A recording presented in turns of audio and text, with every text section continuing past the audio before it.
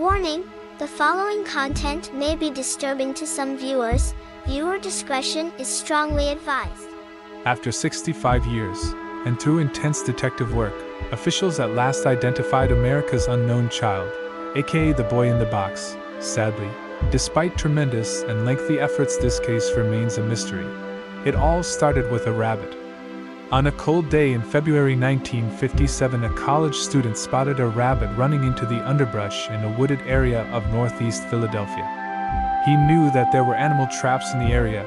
In fact, he did not make the discovery he's about to make. A young man who was checking his muskrat traps in the same area made the same discovery before the college student did, but fearing that the police would confiscate his traps, he did not report his findings.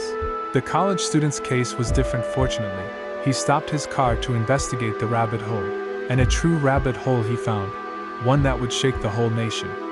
He discovered the boy in the box.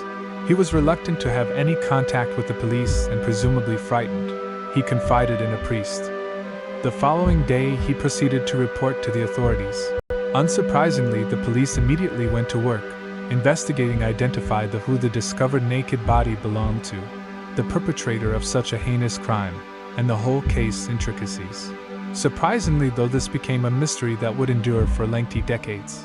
What they did know was the reveals of the autopsy. He was aged between 4 and 6, and he was beaten to his demise, as well as there being signs of severe malnourishment and surgical scars on the ankle and groin. The boy was unidentified for decades. However, on November 30th, 2022, the Philadelphia Police Department finally announced their identification of the victim through genetic testing, providing the case with a much-needed update which authorities declared would be used to continue the search for suspects. On December 8, 2022, the boy was publicly identified as 4-year-old Joseph Augustus Sorelli. He was unclothed and had been wrapped in a flannel blanket. His hair was recently cut unskillfully and his fingernails had been trimmed.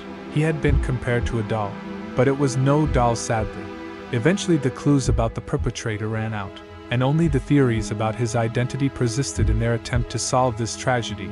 Some of the well-known ones are the following: the foster home theory.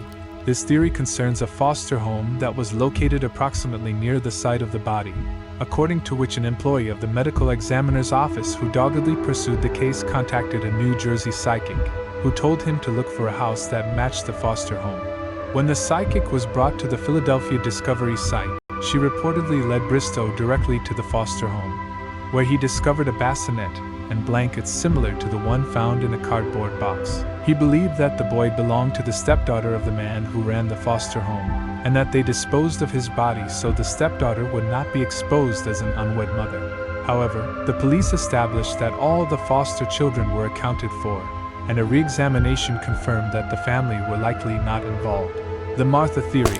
Another theory was brought forward in February 2002 by Martha, or M, accusing her mother of acquiring and killing the child. Police considered her story to be plausible, but taking into account her history of mental illness, they were troubled by her testimony, according to which she claimed that her parents purchased Joseph from his birth parents in the summer of 1954 to commit the brutality. Police were unable to verify her story, and neighbors who had access to Martha's house during the stated time period denied there having been a young boy there and dismissed Martha's claims as ridiculous. Another theory claims that a man's cap was found near the boy's body, which was traced to a local store. The store's owner recognized the strap on the cap and recalled that a man with the cap came into her store by himself, never to be found again.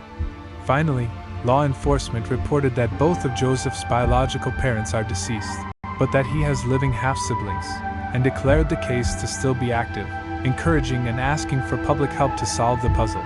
Thank you for tuning in. We provide astral travel trips to dark and mysterious destinations. Subscribe to journey with us.